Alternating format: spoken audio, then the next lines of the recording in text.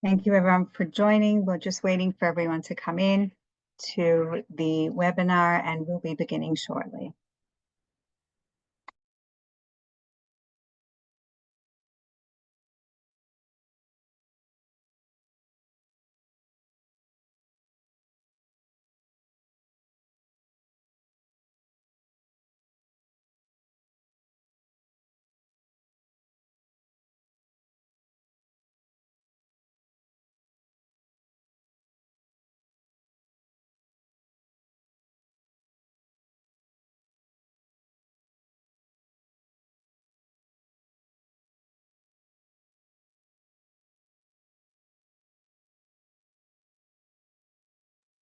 Okay. Thank you everyone for joining us here today for this important and timely discussion, Resilience and Resolve, Persevering Through an Ongoing War in Remembrance of October 7th. We were preparing to host a webinar to commemorate October 7th, and then when the missiles were pouring into Israel this past Thursday, we pivoted and we reached out to, on very short notice, to our panelists live from Israel today. And we want to thank you for being here and sharing with us today. We honor today not only the memory of October 7th, but the incredible strength, the resilience, the perseverance, and the unity of Am Yisrael, who continue to endure the lasting impact of this conflict. Our thoughts and our prayers are with all those on the front lines now in Israel and all those who are commemorating the tragic losses since this war has begun. For us, October 7th stands as a powerful reminder of the fragility of peace and resilience of the human spirit. In the face of unimaginable hardship, we've seen communities rise up, we've seen individuals endure, and we've seen the collective resolve deepen in ways that inspire us all, both in Israel, here, and all over the world.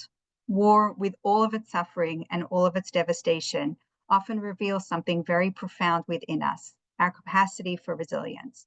Whether it's the courage to keep going on when the world seems darkest, or the solidarity that comes when communities come together, the strength we see is really a testament to human perseverance.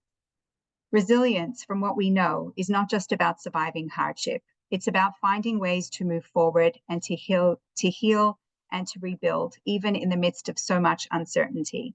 It's about creating a future that honors the past without being defined by what's happened and the pain of the past. This webinar is a space today for reflection, a space for learning, and a space for dialogue where we'll explore how we can channel our collective resolve to navigate these ongoing challenges that we're facing and support each other along the way. If you have any questions or thoughts that you'd like to address to the panel tonight, I invite you to please drop them in the Q&A box and I'll do my best to address them to the panelists here. Today, we're going to hear from speakers who have experienced the realities of war firsthand, as well as experts who really understand the deep psychological impact and leaders who have worked tirelessly to rebuild. And as we begin, let's hold space for those we've lost and for those whose lives are forever changed. And let us take the time to reflect on our shared strength, on our resilience and our capacity to heal, and our unwavering commitment to a more just and peaceful world. I'm going to introduce the panelists. Rav Shalom Rosner is a renowned Torah scholar and community rabbi based in Israel. He's the father and father-in-law of Chayalim, soldiers serving on the front lines. He is the Rav of the Nofei HaShemesh community in Beit Shemesh, which he helped establish, Rosh Beit Midrash at Machon Lev English-speaking program, and Magid Shir at outorah.org. He's also the Manhig Ruchani at OHEL's Camp Kaylee. I was privileged to work with Rabbi Rosner, alongside Rabbi Rosner for many years at Camp Kaylee. Dr. Aviva Goldstein is an educator, lecturer, and a family counselor with a private practice based in Jerusalem. She occupies the space where the worlds of positive psychology, parenting, child and adolescent development, and Judaism come together. The common thread throughout her work is the desire to bring research findings and insights about children to the people who raise them. She can be found at avivagoldstein.com. And Dr. Norman Blumenthal is a licensed clinical psychologist who serves as the Director of Trauma Services for OHEL Zachter Family National Trauma Center and an adjunct professor at the Rabbi Isaac Elchanan Theological Seminary and Furkov Graduate School of Psychology, both at Yeshiva University. He's in private practice in Cedarhurst, New York, and he's also a Dayan, an arbitrator for the Beth Din of America, founder and chairman of the Board of Education for Kahal, and a past vice president of Nefesh. And now we are going to turn it over to Rav Shalom Rosner. Thank you very much for inviting me to take part in this webinar. And again, as I told you when I first agreed to join, I am not a professional anything. I'm just, I am a father, Baruch Hashem, of some special young men. But again, I'm going to speak a little bit from the heart and from a layman's perspective, but not as a professional therapist or doctor. I'm surrounded on the screen by those professionals, so those kind of professional questions and comments, feel free to direct to them. But Baruch Hashem, I happen to live in Israel, and Baruch Hashem this year, as we know, has been challenging, but I think if you speak to anyone who has been here, they wouldn't change it for the world. And to be able to feel that you're playing a part in Jewish history, as I've said often, you're playing the game. You're not just watching from the sidelines. You're really helping shape. That's something. It's such a privilege, and with the challenges and with the pain and with the suffering, just as a general point. As I start, it's something very, very deep and very special and very intense and very positive in that sense.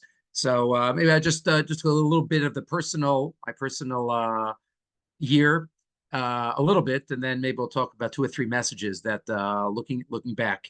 On Simchas Torah, so I had a son who was an officer at Katzin.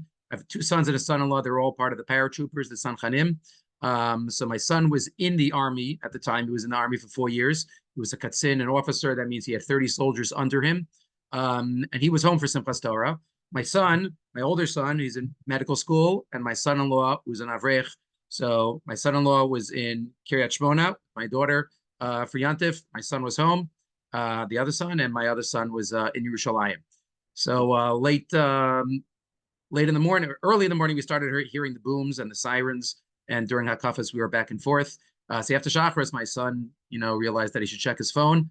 And he checked his phone. And then from that time, from 11 o'clock in the morning, he had to try to reach all of his soldiers, wherever they were throughout the country. That took a while. He left. He drove off with one of our cars at about 11:30, quarter to 12.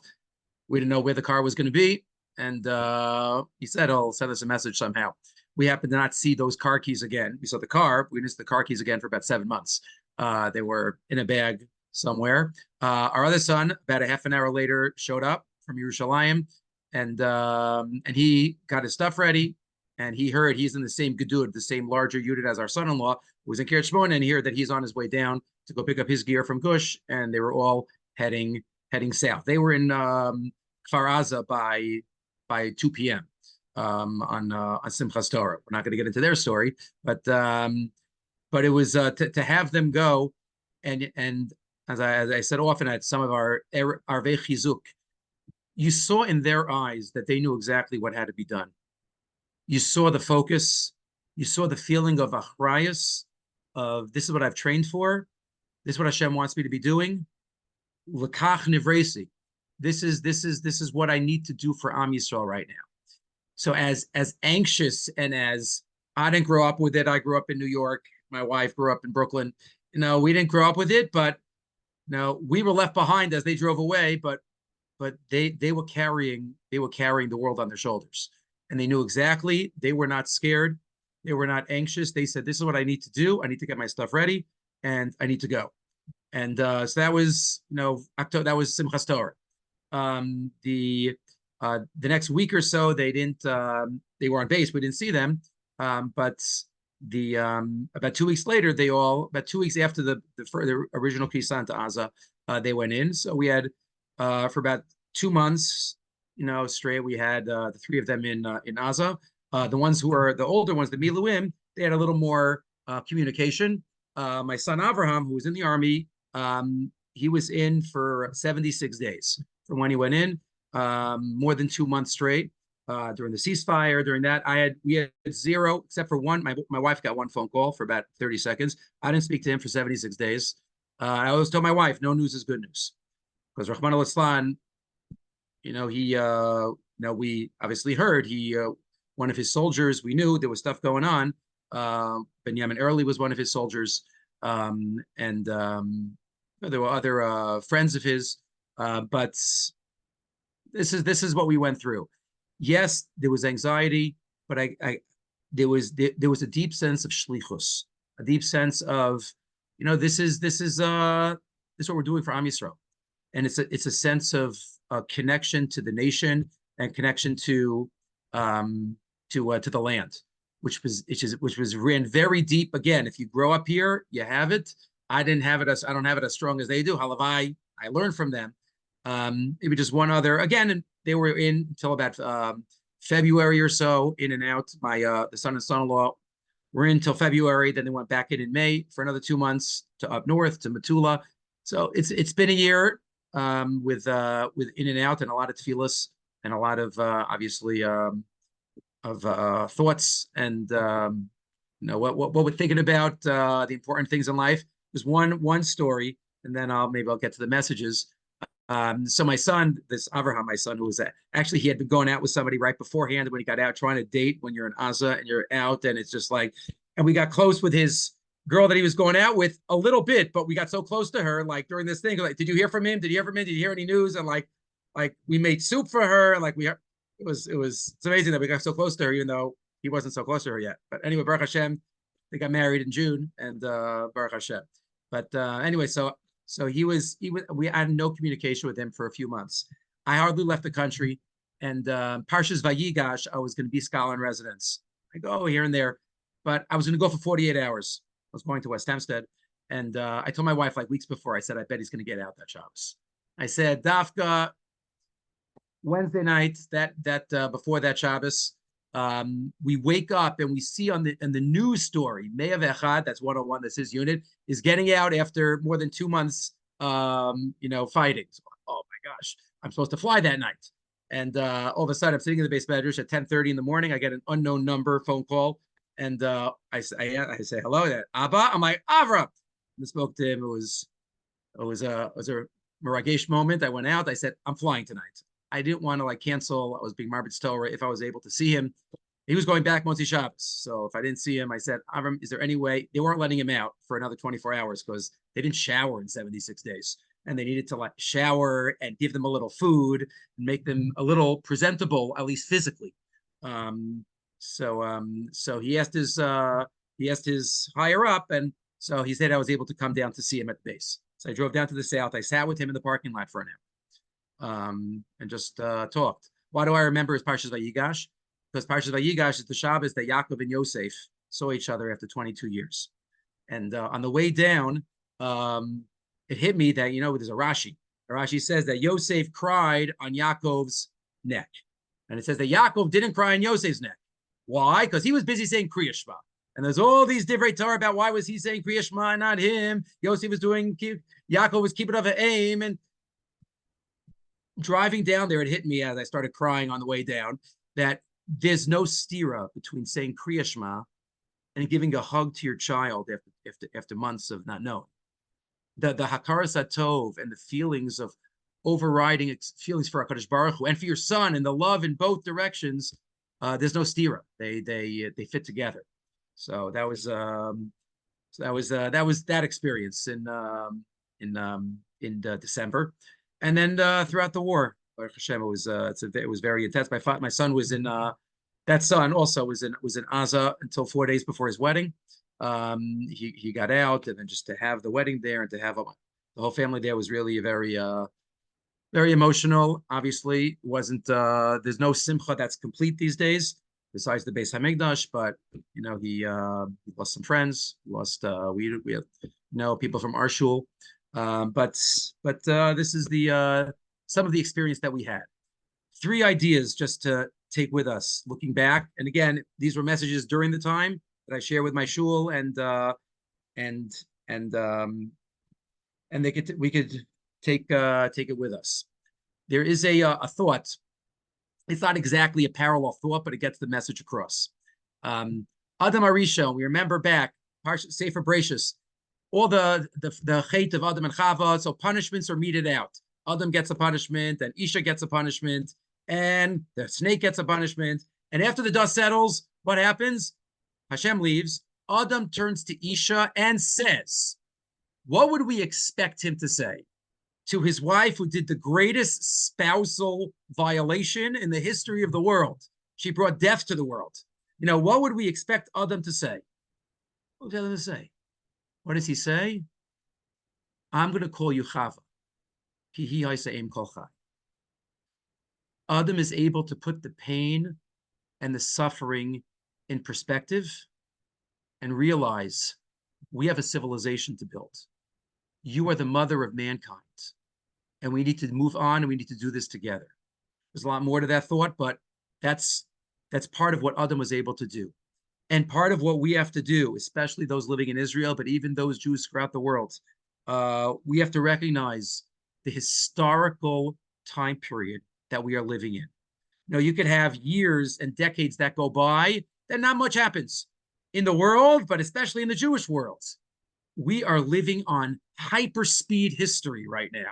And we feel it, that we are living in historical times. Like any one of these events, the missiles last week and the beepers and any one event is just so mind-boggling. But we have to view it. We have to take a step back. I spoke about before Slichas in my shul. Like usually this time of year, you have to zoom in. We have to get into the mood. I felt this year it's kind of the opposite. We have to zoom out. We have to get out a little bit from the pratim and the focus and realize what we're living through. Now, the last 150 years, in the 1850s, there were 6,000 Jews in Israel, in Palestine. And then in the 1890s, there were 60,000. In 1948, there were 600,000. Now there are more than 6 million. We're witnessing the kibbutz galuyos. We're witnessing HaKadosh Baruch Hu, pushing history along. And we get to play a part in it. Rav Rimon said that, if Hashem would have given him before time, would have said, you could be zapped into any generation that you want to be zapped into. You choose. Which generation would you choose? What, Rabbi Akiva? That wasn't such a great generation. I mean, Rabbi Akiva was great, but the Rambam, he was on the run. Rashi, great people. But which generation would you choose? Maybe the first 10 years, he said, of Bayis Rishon. But besides that, he says, I would choose this door.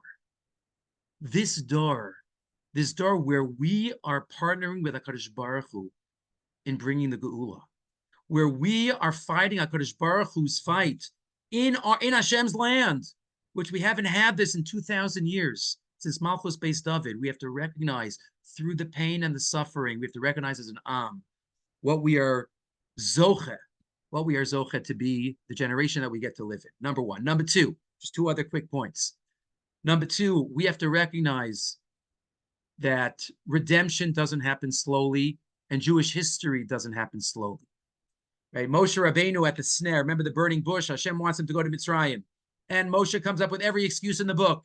They don't deserve it, and I have a speech impediment. And he says, send somebody else.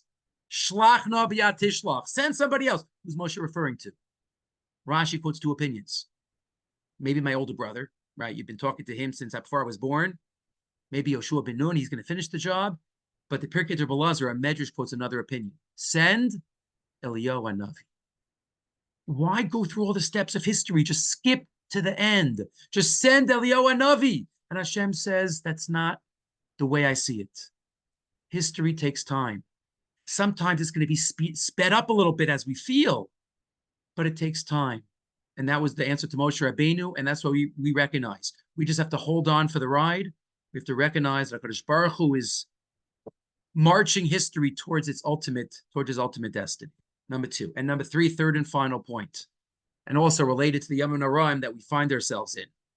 There's an amazing ha'ara, the Abu Dram, one of the Rishonim says, we say the word uvechein often in our davening. Uvechein tein pachtacha, uvechein yizkadash Hashem Elokeinu, uvechein. So he connects it to the Vechein in the Megillah by Esther Amalka, Uvechein Avo El HaMelech. Uvechein, with this I will come to the king. She had Yom Adin, and we have Yom Adin. But I saw one of the Achronim from a couple hundred years ago suggests there's another connection. He says by Esther Amalka, she says, Uvechein, Tsumu alai, v'atzum arosai. You fast for me and I'll fast for you. The way to be Zocha in Din is to focus on the other, to focus on each other. Uvechein, they, Esther Amalka, focused on the others, and they focused on her, and that's how we're Zocha in Yom Hadin. This has been a year of tremendous challenge to the Jewish people, but we have never, ever seen as much helping each other out and the unity. We can't watch the news. The news just likes to focus on period and separation and highlight, when there's lack of unity. But there's nothing like Am Yisrael. 300,000 Israelis came back to the country in the first month, upping the population by 3%. My next door neighbor I share a house with, he's a full-time pharmacist. He has made his life crazy for the past year. He runs 2 barbecues a week for soldiers. He gets the meat and the funding and the grills and the people. He leaves at 3 o'clock in the afternoon. He comes back at 2 o'clock in the morning for a year, and he's not stopping. He keeps going. This is Am Yisrael. We just don't stop. Just to have 2 more minutes, Dr. Namdar, 2 more minutes. Just one story this summer. Again, it's just only Am Yisrael. My sister called me when I was in Camp Kaylee and said, Shalom, you have to hear this story. Like, what happened? She's like, well, I was in Yerushalayim. My father, Allah Shalom, was nifta this summer. So my sister was in the apartment and she was going out of the apartment. And she, these huge garbages in they have like these big dumpsters. They have these green dumpsters. So she threw a bunch of garbage into the dumpster. And by mistake, she all threw her house keys into the dumpster along with the garbage. And it was like, it wasn't shaykh. It wasn't applicable to get the keys. These cats walking around on top. So it's like, okay, what can you do? She had her son pick her up and she brought her home. The next morning, she's like, you know what? I have nothing to lose. She called the Department of Sanitation in Yerushalayim and says, I lost my car keys in the dumpster. And so what would we expect the answer to be? Sorry, lady, your problem. Get another pair of keys. What does he do? He says, which neighborhood? Oh, take this cell phone. He's that guy in charge of the sanitation in that area in Ramot. First of all, to give a private cell phone out is like, anyway, so she calls him and he says, which dumpster was it or which street? I'm not promising anything, but you know what? We'll let you know. Call me back in a few hours. Before my sister calls back, she starts getting these videos. I saw the videos. There's like the WhatsApp group, Only Good News. It was on there. It's in August. You can check. It was my sister. And you see on the street, there's garbage all over the place. They had turned over the dumpster and they had dumped the garbage. You see these guys sweeping with these brooms. They found the keys. They found the keys. The guy called my sister and says, I found your keys. She's like, oh my gosh, how long are you going to be there? So P.S. He says, no, wait a minute. Where do you live? My sister says, Chashmonaim. He's like, I'm going to be in Modi'in tonight. I'll bring the keys. I'll meet you there. Ein kamo Am Yisrael. Only Am Yisrael. When we're together, when we're united, there's nothing that we can't get beyond. And that's what we have to focus on. And we have to try to realize the privilege that it is to be part of this nation that cooks for each other, this nation that prays for each other, and this nation that holds each other up. So we're going to get through this. It's a challenging time, but we could do it together. Bezrat Hashem, recognize the historical times we're living in, recognize that things take time. We can't lose patience, keep the resilience, as this is called, and Bezrat Hashem, recognize the greatness of the Jewish people. Thank you so much, Rav Rosner. Much appreciated. I know that Dr. Aviva Goldstein and Rav Shalom Rosner are signing on live in Israel for us here. And I know you've just ended the fast not that long ago. We're going to turn it over now to Dr. Aviva Goldstein. Thank you so much for having me. I'll just start by saying that there is a little bit of a dilemma here on the ground. I assume the dilemma is elsewhere in the Jewish world, and not just the Jewish world, but anywhere where goodness reigns, of how exactly to mark the day, whether it's October 7th or Simchas Torah, whenever people are choosing to mark it. And the dilemma is this: do we rather put the focus, as hard as it might be, on the horror and the trauma and the tragedy? Because if we don't, then perhaps we risk losing the testimony and the depth of the pain of what it is that we're commemorating? Or do we put the focus on the unbelievable heroism and the heartbreaking beauty and the poignant optimism that has come out not only of that day, but of all the months since? I don't know what the answer is. I don't know that anybody knows the answer. I will say that I'm not a historian. Thank God I'm not a politician. And so I can't really speak to the first part of it. I mean, I have the stories, like everybody has stories, but what I know is the other stuff. So I would like to speak a little bit about that other stuff, not because I don't think there's value in the other parts of it. It's just not my Dalit Amos. And you'll see different communities and different organizations will choose to put the focus wherever they put the focus. I'll start less emotional and we'll go academic. And that is that we actually know a lot from research about what correlates with resilience. Unfortunately, we've had to learn the hard way, both as the Jewish people and people throughout the world, that resilience does not necessarily come naturally to individuals or to communities, but that it is learnable and that it is growable. We know that some of the things that are required, the variables that are required for resilience, are a hardship or a challenge to begin with. We can't really be resilient if things are always easy. We tend to do better with resilience when we have models of others who have struggled and have come out on the other side of it. We know that putting our emotions into actions is incredibly powerful in our own development of resilience, again, collectively and individually. Ownership and a sense of responsibility. And I could go on and on, membership in something greater than the self, all kinds of different things we know empirically contribute or at least correlate with resilience. And I'm going to make a prediction, and I'm not the kind of person that doesn't like to be wrong. I really hope I'm not wrong with this one. And the prediction is that I think we're going to be okay. And I think we're going to be okay because almost all of the variables that I just listed are such an organic part of life in Israel and certainly Israeli childhood and adolescence. And if our future depends on the younger end of our population, then the younger end of our population knows how to be resilient. When October 7th hit, or Simchas Torah, however you want to look at it, the country was like in chaos for several days. It took us about a week-ish, maybe more, depending on what area of the population you're looking at, for everyone to really find their grounding. And in the ensuing days between the eruption of this tragedy and the country kind of getting itself together, we stayed afloat because of kids. It was kids in the local high schools and it was kids in the local youth groups, which are a tremendously critical part of Israeli childhood, that just leapt into action. The older ones were called up, and so they were playing their part, on a border somewhere or in a tank somewhere. And it was the high school kids and the middle school kids that leapt into action. They were the ones who really started almost all of the initiatives of making sandwiches for soldiers and babysitting in the hotels for the evacuated families and gathering clothing and putting things together. And it really took probably a week to 3 weeks, depending on which part of the society we're looking at, for adults to step in. And it was the most remarkable, sort of heartbreaking, but remarkable thing to witness the strength and the initiative and the ambition of Israeli kids and Israeli youth. And because of that, that's why I feel like I'm hoping that I'm right, that we're going to be okay. Now, part of what makes anyone okay is the ability to acknowledge and engage with the not okay. It's not like all of a sudden we can, wave a magic wand, make some sandwiches for soldiers, and we say we're fine.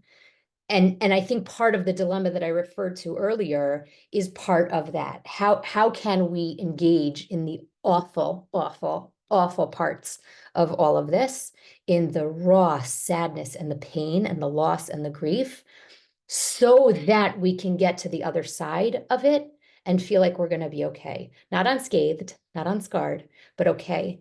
And I think we're going to see a lot of indications of that over the next few months. One of the reasons, in addition to whatever sort of organic to Israeli childhood, that I think we're going to be okay, is just noticing sort of what's being discussed around the events of the day, or days. There is discussion about trauma in ways that I have never witnessed in my entire life, certainly not in Israel, even going back to previous wars or mini wars, whatever we want to call them. The amount of conversation about trauma and post-trauma is unbelievable. The amount of psychological support that the army itself is providing for their soldiers is unbelievable. Every time a unit comes out of Gaza, they have a psychologist, at least one, sometimes more, that's assigned to their unit, and they have group therapy, and they take the unit away for a few days to process. It's not perfect, and the budgets aren't big enough, and we don't have enough people that are qualified to do the work, but the conversation is there and the intention is there in ways that I've never witnessed in my life. Singers are singing about it, actors are talking about it. It's in sort of the pop culture in ways that it used to be swept under the carpet, and now it's come to the forefront. And I think because of all of those things together, we at least have a chance of being okay and coming out on the other end. Again, not unscathed and not unscarred, but I just think we have enough desire and enough of the tools in place that at least we're trying to set ourselves up for success as a nation. Now, I think it's important to think about the distinction between the individual and the collective, because each one of us has experienced the last 11, 12 months in very unique ways as individuals, and in very unique ways as members of a collective, and we're also part of a collective. And so we have to ask ourselves, is the pain an individual pain, or is it a collective pain? And therefore, is my healing going to be an individual healing or a collective healing? I think you ask 10 people, you'll get 10 different answers, but I think it's an important way for us to think about the ways we're talking about this with our students, with our children, with our communities. There is no one size fits all. And just because I'm dealing with it in one way does not necessarily mean that's how everybody else is going to be dealing with it. And that's part of the healing process. There's a part of Israeli childhood that's happening now that I think every Israeli parent wishes were not the truth. I mean, there are a lot of parts of Israeli childhood that I think all of us parents wish was not part of the reality. But one sliver of that is an awareness, a familiarity with things that we so wish they were not familiar with. I grew up in a house where I was not allowed water guns and I was not allowed Nerf guns because that was too violent. And now I have like really cute kids talking about bombs and guns and tanks and death. And it's an awful thing for kids to be exposed to, but it's unavoidable. I have 5 children. My oldest is in the Army. My youngest is in elementary school. And we sort of hit all the developmental stages at the same time. And my older kids in the first weeks of the war, and even until actually today, my older kids have been to more funerals in the last year than I think many adults have been in their lifetimes. And as a mother, I mean, I don't want them to be exposed to that. On the other hand, if I want them to feel like they are a part of this collective, of this nation, of everything that Rabbi Rosner spoke about, they can't not go to the funerals because they have to feel the pain and they have to feel a sense of obligation to participate in the klal and to feel a sense of membership in something much greater, even if it's more painful than themselves. And so that ickiness that every parent, I think, wishes their kid here did not have to know is also going to be something that I think emboldens our kids to really understand, like Rav Rosner said, what it is that we're fighting for, why this is a just war, why this is so necessary, why we're not just going to give up and say, okay, it's been too much. And I don't even mean that politically at all. I mean, just in terms of the kids understanding what it is that we're enduring. I'll also say, as Rabbi Rosner referenced, one of the sort of concentric circles of the war is that dating is a real issue because it's the kids, the young adults that are the ages where they're going to start to seriously date. They're the ones they're fighting. And like he said, if you're home for 36 hours after you've been literally in battle for 3 months without a shower, you're not going to take a girl out.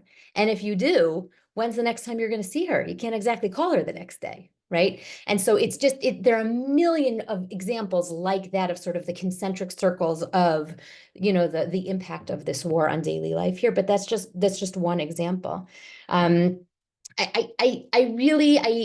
hope I'm right. I really hope I'm right, not just because I like to be right, but I hope I'm right because I really think we're going to be okay because of all the things that I mentioned, and also because we don't really have another option. As a Jewish nation, we've endured all kinds of hardships. Somehow, through man or God or both, we've come out on the other end. And I just think there's too much at stake for us not to be okay. And I think the way we define okay will be very different and subjective based on where we're sitting in the world and what role we're playing in all of this. But please God, we will come out on the other end okay. Thank you so much, Aviva, for sharing those thoughts. Again, if anybody who's watching has a question and they'd like us to ask it to the panelists, please drop it in the Q&A box. We're going to hear from Dr. Blumenthal, and then we're going to start with some of the questions we've received. Okay, good afternoon or good evening. I just learned a new insight into low self-esteem, and that's speaking after Rabbi Rosner and Dr. Goldstein. So I do this with great trepidation, but it is humbling and a great privilege to share the podium with both of you. And Rabbi Rosner, you may not remember, but I still remember attending the YU graduation where you were the featured speaker explaining to everybody why you're making Aliyah. And it was a memorable Kiddush Hashem. And it's still very much embedded in my memory. I had a very hard time preparing for this. Part of it I realized as I was listening is mi anochi. What am I doing speaking here, having been, living in New York and not being really at the front, and that's makes it very hard. And the other is when I start reflecting on Simchas Torah last year and on the mission I went visiting Israel, the pain is so intense. I was thinking to myself these past Yom Naram that anybody who's saying Avinu Malkeinu and comes across L'man Haragim Al Shem Kachecha, they're not shedding a tear. I don't understand them. I also think there's a third reason why I felt very, and usually I have the opposite problem. Usually when I'm doing these webinars, I have to, skim the fat. I have to take off what I'm going to say. And instead, I'm struggling what to say. But I want to share two stories from two very different personalities, and might also explain why I'm struggling with this. One of them is about Abba Eban. Those of you who don't remember, Abba Eban was originally, I think, Israel's first representative to the United Nations, later became his foreign minister. He was the foreign minister during the period of the Six-Day War. Brilliant man. I think he speaks 10 languages fluently, Cambridge, Oxford. But the story that I heard was that the first time they built a high-rise hotel in Yerushalayim, I don't know if it was the Sheraton or if it was the Crown or whatever, but he was vehemently opposed to it. And he was writing articles. He's quite a spokesman, writing articles and giving speeches protesting how it's going to change the landscape of Yerushalayim, that they have this very high building, whatever, smack in the middle. And, his protests were not successful and the hotel was built. One day, a reporter walks into the restaurant on the top floor and sitzt dort and Abba Eban pressing away. He's sitting there and eating in the restaurant in this hotel. So the reporter comes over and says, Mr. Eban, I thought you hate this hotel. He said, I do. So he says, so what are you doing here? He said, are you kidding? This is the only place where I can't see the darn thing. That's story number one. Story number two, La Havdil, is a story about Rav Aaron Soloveitchik, and I remember many, many years ago, I think it was when I first moved into the Five Towns community, He was a guest in the community. And right before he came, I won't mention specifics, but a very prominent Orthodox rabbi suggested that the Holocaust occurred because of a movement that was anti-Orthodox. Let's leave it at that, keep it somewhat vague. And of course, there was an outcry. People were furious, and it was there was no social media then, but if there would have been, it would have been viral. And he came to the community, and a few of us had a chance to sort of schmooze with him. And someone asked him his opinion about this statement made by this rabbi. And he told the following story. When he first came from Vilna, from Lithuania to Chicago, and he was trying to build up the Skokie yeshiva, he had to raise money. It was very hard. And someone told him that in North Chicago, which is the wealthy part of Chicago, there's a very wealthy man who would possibly give some sizable contribution to the yeshiva, but he should be aware that this man is an art collector, and he has a priceless art collection, and you have to try to be impressed with the art. You'll endear yourself to him. So here's this young rabbi straight out of Lithuania, doesn't know much about art, and he's coming to this man, and he's showing him this painting and that painting, and every one of them of Aaron is oohing and eyeing. And then finally, he had his masterpiece, his absolute priceless masterpiece that was so special that it had its own special room. And he was telling him about it as he's taking him to this room. And he takes him to the room, and there is this room with this one painting. And Rav Aaron, wanting to be polite, walks right up to the painting to look at it. And the man says, no, no, no, no. To appreciate this painting, you have to look at it from a distance. And I think to really fully understand, I'm very encouraged by the optimism that I heard from those of you here in the front, but I think to really appreciate, we need a little distance. I think we're right in it now. And that's an interesting aspect, because I'm coming as a trauma specialist. That's the way trauma works. When a trauma is going on, you're busy with survival. You're busy with just getting through. And when the trauma is over, you have a chance to exhale and then reflect, and the emotions of the trauma are sort of parked and then come to impact on you. For example, Holocaust survivors who did need help from mental health professionals only started showing up in the mid-50s. They were liberated in the mid-40s. But they needed years just to put their lives together. They didn't have a country to live in, they didn't have family, they had nothing. And 10 years later, when they were settled in a community and their family was starting to build a family and things started going back to normal, that's when the trauma hit them. We saw the same thing with Vietnam War veterans. They only started showing up in VA hospitals in the 80s when the war was over in the 70s. Again, they needed time to put their life together. So I don't know what impact this will have. I mean, you know better in Israel, or impact will have on us here in the Galot, but I'm not sure if we can know now, because we're right now in the middle of it. And in fact, some of you may know there was a new minister of health that took over right before Simchat Torah, right before October 7th, and he made some statement that it'll take Israel 20 years to recover from the trauma of this war. And I have a friend and colleague who's a trauma specialist in Israel. I'm not sure if she wants to be publicly quoted, so I won't say who. And I mentioned it to her, and she said, I think he's downplaying our resilience, our strength, as Dr. Goldstein so eloquently described. So what do you do when you're in the middle of it and you haven't had a chance yet to collect yourself? And I think what you do is you do. And I think that was reflected before. We're going to get through now. We have to do our efforts. Obviously, it's clear in Israel. It has a different dimension than it has here in America. But we have to continue to go to protests, and we have to continue to daven our hearts off, especially in this time of the year, and have Israel and all the struggles and efforts of our soldiers in our minds. We have to write to politicians. We have to be active as much as we can in every way possible. We have to generously donate. But we'll have time when this is over, and God willing, soon and propitiously, to reflect and to see how it impacted us. And as again was reflected by our previous speakers, impact doesn't necessarily mean negative. Impact doesn't mean necessarily harm.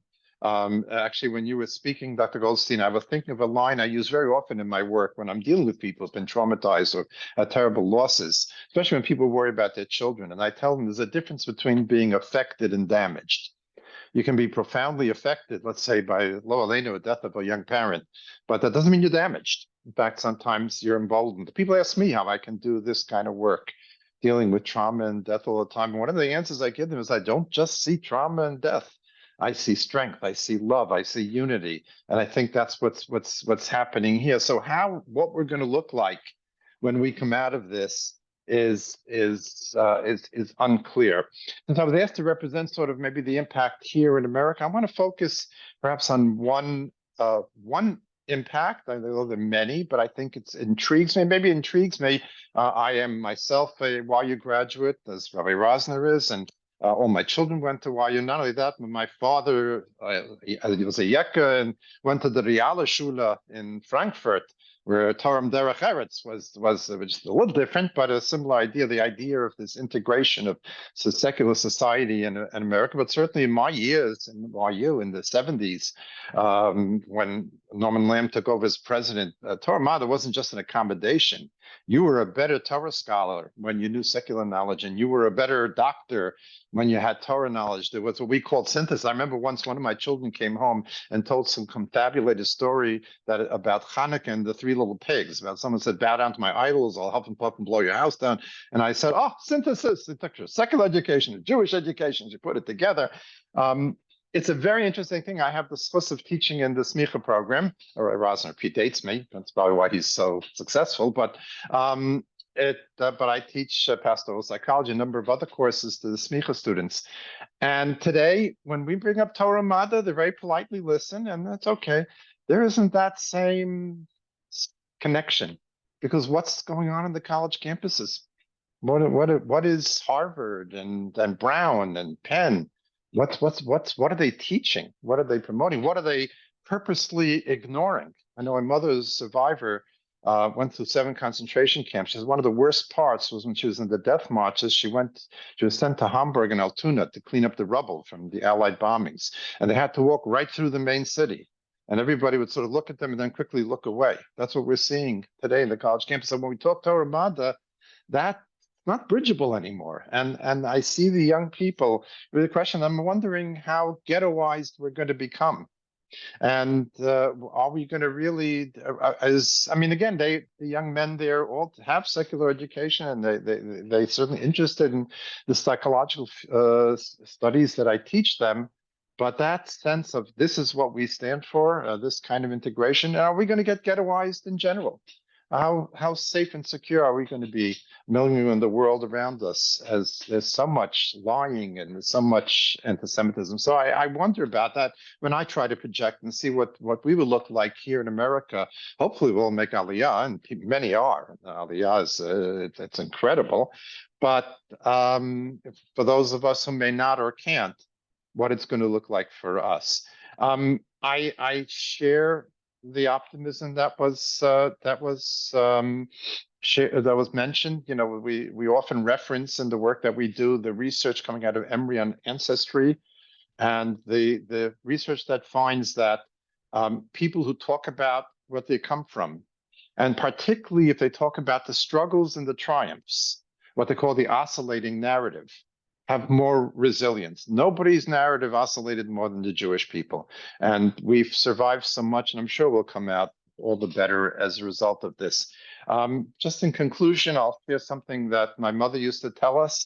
My mother used to say that when she was in Auschwitz and she saw the smoke coming out of the crematoria, she would imagine it a fine fist high in the air. And I think that's where we are today. All the suffering and all the pain and the hardship, which we cannot minimize and we have to share as best we can, is ultimately a divine fist that we will triumph. And we will triumph not only for ourselves, but for all civilized people in this world. Thank you so much, Dr. Blumenthal, Dr. Goldstein, Rabbi Shalom Rosner. We do have a question in the Q&A box. Again, anybody who's watching, if you have a question that you'd like our panelists to be asked, please drop it in the Q&A. Dr. Goldstein mentioned about how resilient Israelis are and how the Israeli kids and youth will be okay. Can you speak about the Jews around the world that are experiencing a rise in anti-Semitism, and also how parents can help their children connect to what's happening in Israel and develop resilience when there are parents outside of Israel who are trying hard to protect their kids and keep them in somewhat of a bubble. I think that we partially answered this question, but Dr. Blumenthal, if you could share any thoughts on that, you being from outside of Israel, and then if any of our panelists in Israel would want to share, you're welcome to chime in. Yeah, I'm basically spared this incident because I have such Aryan features that nobody ever suspects that I'm. You know, and I think it's really what I alluded to earlier. There are many different attempts to try to explain and to counter it, but what seems to work best is to give it a historical connection. We got a bit of a respite after the Holocaust. The world went too far. But in many respects, the world is returning to where it was before the Holocaust. And we've survived and we've endured. And I think that's the message we have to give to them. But we also have to validate for them that it hurts like the dickens to be hated for no other reason but who you are. And it also hurts a lot when what you know is true is distorted, not by some bum on the street, by such respectable media and professors, etc. So we need to validate that, and we need to also, but we also need to ensure to assure our children that we've endured this and we've survived. Some try to have proposed suggesting it in the spirit of that we are the Am HaNivchar, that they are envious of us. They say that Rav Avigdor Miller, when someone would say something anti-Semitic to him, he would smile and say thank you. I don't think that works. It's not my impression, nor do I want to say that it's okay. Communicate to children it's okay to hate someone because you're jealous of them.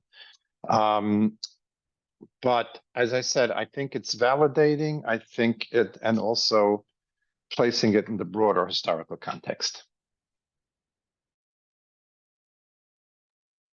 Thank you so much, Dr. Blumenthal. Dr. Goldstein or Rev Rosner, if you want to share. Maybe just one point related to part of the question about connection to Israel. Most of what probably the American youth get about Israel is from the news and from what they hear. I think just one small thing is to have them, if you have friends, if you have cousins, if they know people from camp, anything, just to have them be in contact with them, to know that things are okay in terms of daily life continuing. And yes, there are moments, but it's a real country. People live here. We go to the store. We go, just getting everything from the news as the average American gets. You don't always get the whole story. And if you really want to feel connected, you have to connect to the people. And the more you can connect to people, like people, similar ages of kids, just have them be connected. And as much as you could come instead of Florida, I know it's very expensive, but the more that you could, bring your family to be able to experience, Israel, that would be keep the connection strong.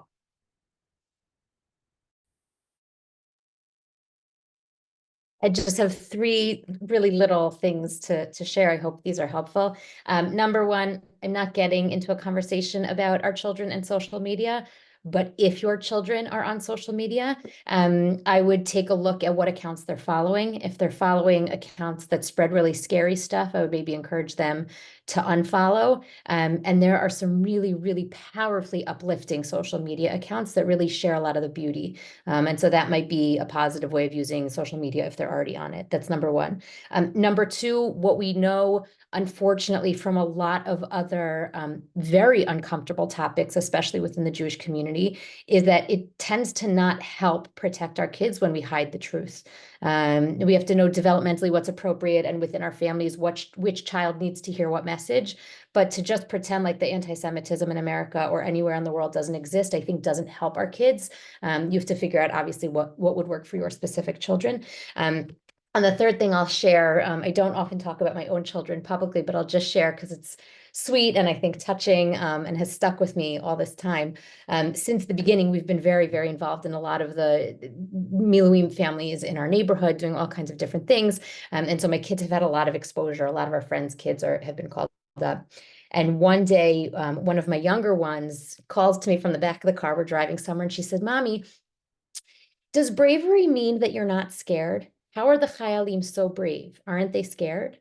And she like obviously caught me because it's like that line between am I Dr. Aviva or my mommy in that moment. And I didn't know really what to say, but I had this sort of moment of siyata d'shmaya. And we talked about how bravery is not the absence of fear, but it's the presence of knowing that something matters so much that you're willing to power through the fear and do the thing that matters so much. And I think that might be a powerful message, particularly for North American Jewish kids, because in Israel, unfortunately, we have so many models of bravery, of people that have seen something that matters enough to do it, even though it's scary. And unfortunately, those models aren't as prevalent in the US. And so maybe that might be a conversation, again, developmentally appropriate with each kid, knowing each character. But that bravery is not being scared. It's knowing that something matters enough to do it anyways, even if you are scared. So whether it's a yarmulke or any kind of Jewish identity conversation, you might be able to tie back into that little conversation. I think that idea is really very, very powerful. I know that when we talk about, resilience and building resilience, one of the things we talk about is children are often great observers, but poor interpreters. So they're relying on the adults to model for them. They're relying on the adults to narrate for them. So holding on to that idea of bravery and facing it scared, but doing it anyways is something that is very, very powerful. We just have one last question here. I think we just have time for one more. Somebody is asking that they have children and grandchildren in Israel that are quite nervous, trying to avoid the news, but without avoiding the news. Any ideas that any of our panelists here would like to share or thoughts on that?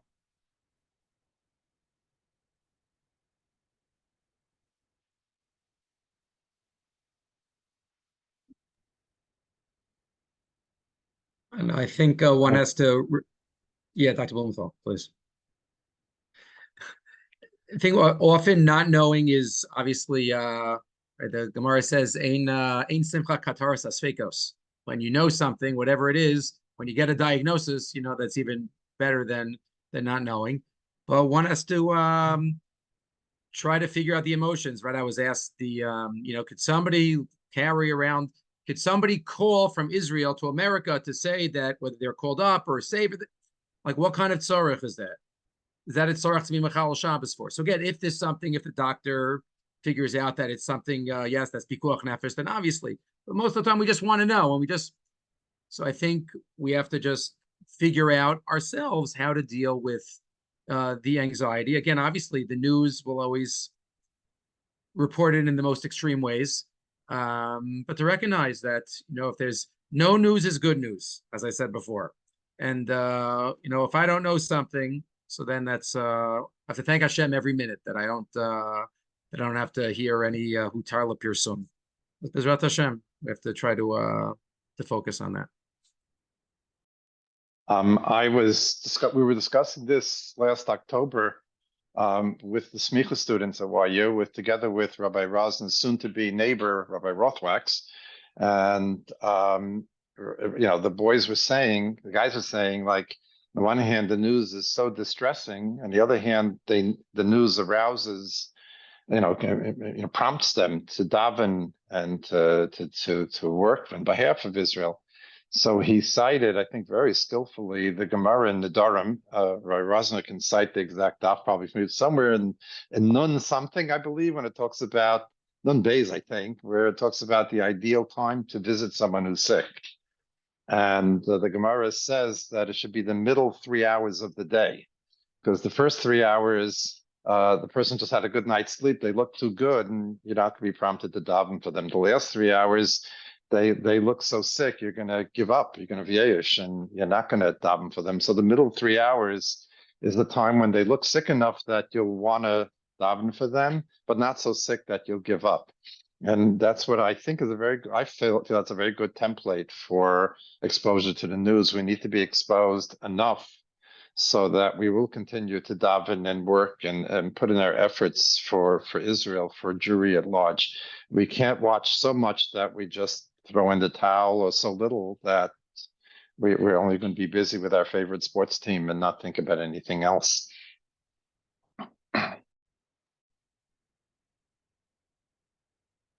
Thank you.